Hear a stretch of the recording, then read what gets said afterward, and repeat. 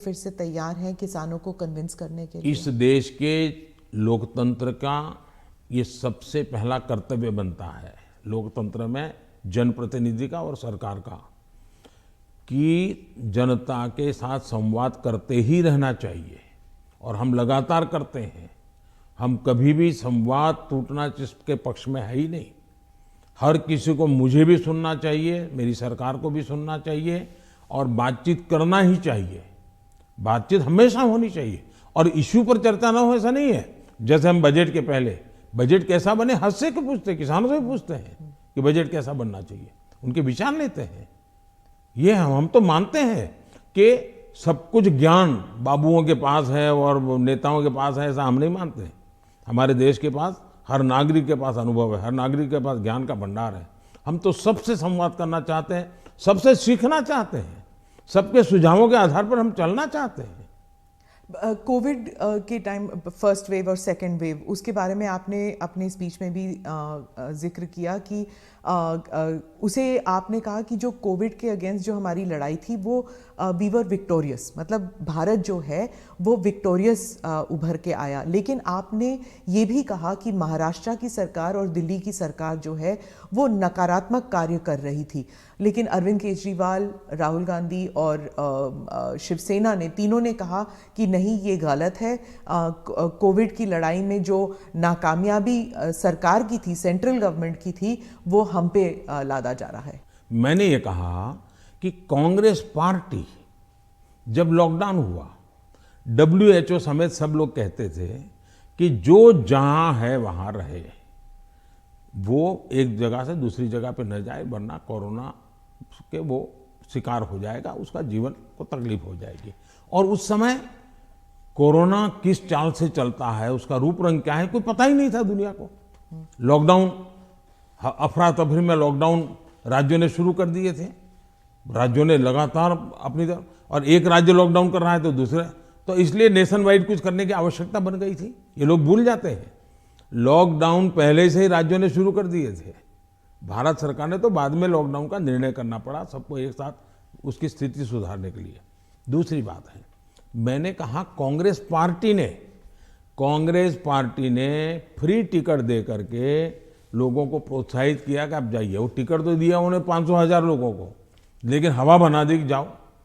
अब उस समय ये न करते तो हमारे देश के श्रमिकों को दो चार, क्योंकि भय का वातावरण तो था ही था, 2-4 दिन में चीजें संभल जाती उनको पर, तो बाद में व्यवस्थाएं खड़ी हो जाती। लेकिन उल्टा किया और पूरी ताकत श्रमिकों के लिए लगानी पड़ी। तब जाकर के योगी जी को हजारों बस भेजनी पड़ी यहाँ पर। पर भी दिल्ली में आप पार्टी ने, उसके नेताओं ने जीपों में जाकर के झुपड़पट्टी में कहा है, वीडियो अवेलेबल है, कि भाई आप जल्दी जाइए और वहां पहुंचिए, वहां से आप अपने घर पहुंच जाइए, यहां तो लॉकडाउन हो रहा है। भय पैदा कर दिया। और मैं हमेशा कहता हूं, ये भारत की जनता इतने बड़े संकट में, दुनिया मानती थी कि हिंदुस्तान का हालत सबसे खराब होगा, और स्वाभाविक था कि इतनी बड़ी जनसंख्या, हम इस प्रकार से समूह में रहते हैं, हमारा जीवन भी सामूहिक होता है, और ये बीमारी ऐसी है कि तुरंत लपेट लेती है, तो हमारे लिए हर प्रकार के संकट थे, ये तो मानना पड़ेगा।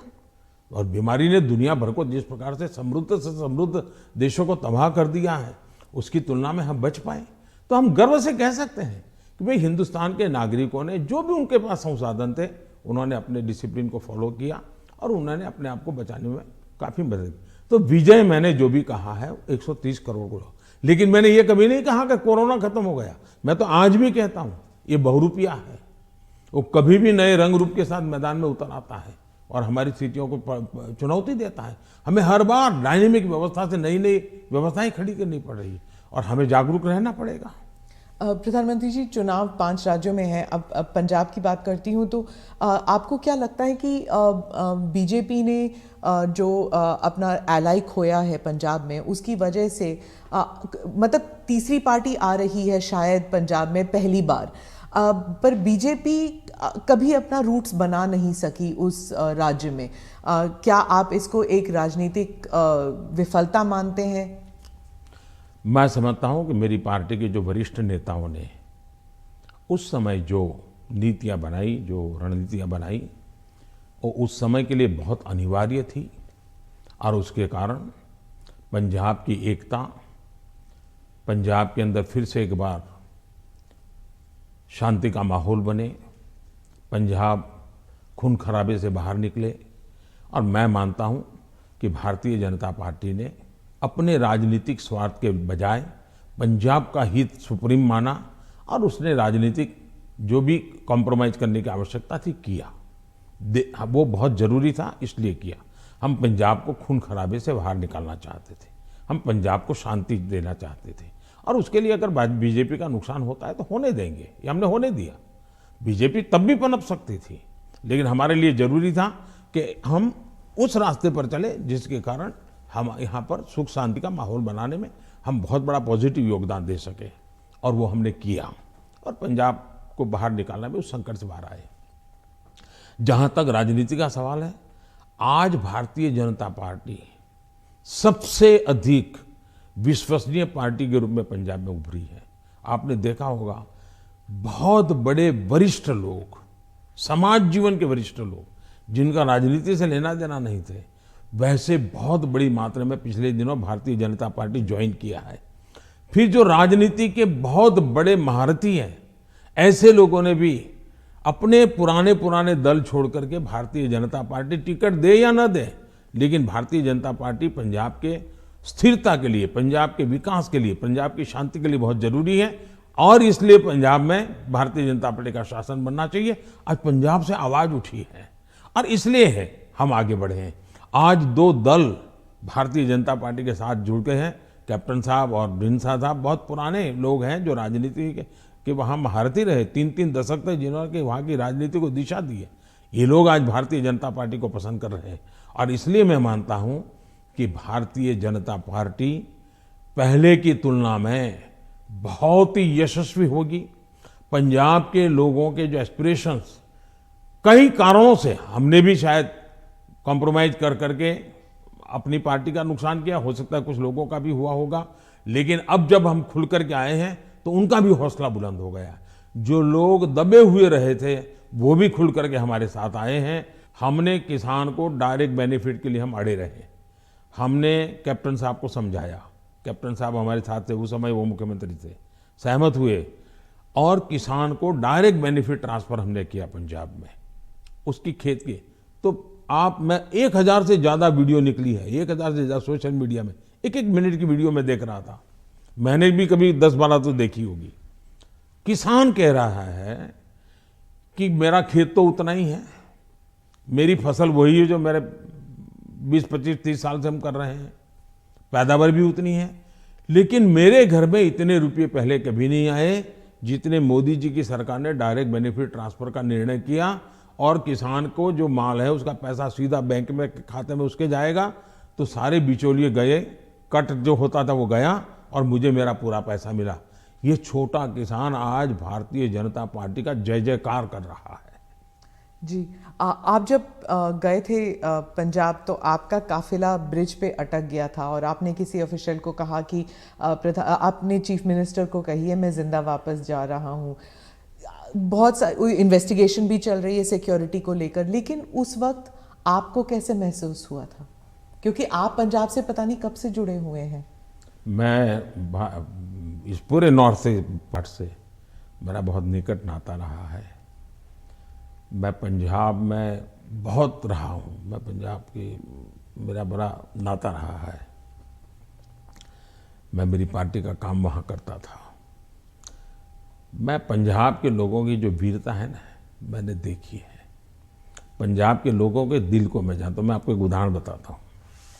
मैं अपनी पार्टी का काम करता था, उस समय तो ये आतंकवाद बड़ी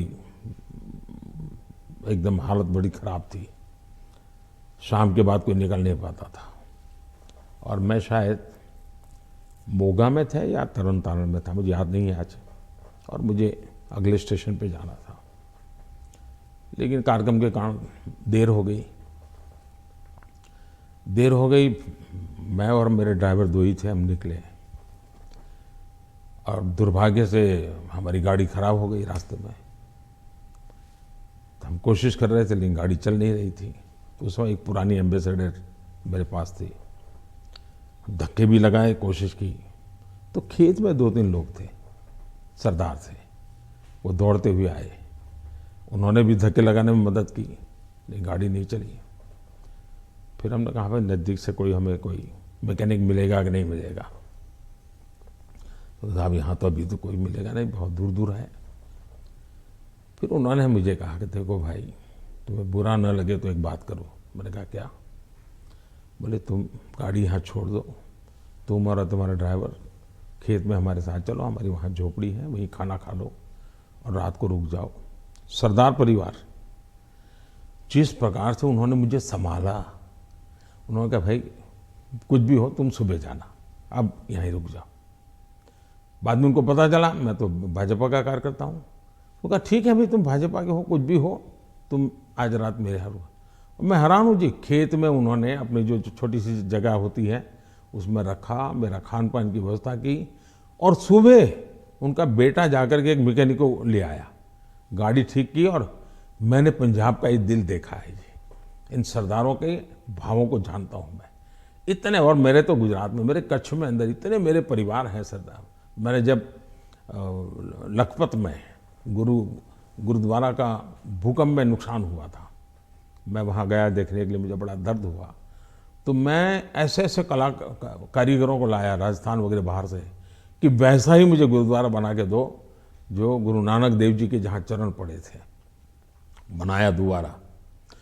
आज कच्छ के अंदर जो हमारे सरदार परिवार है, बहुत बड़ी मात्रा में है, खेती करते हैं। जब वो इसका बात का वर्णन, उनकी आंखों में से आंसू आ जाता है जी।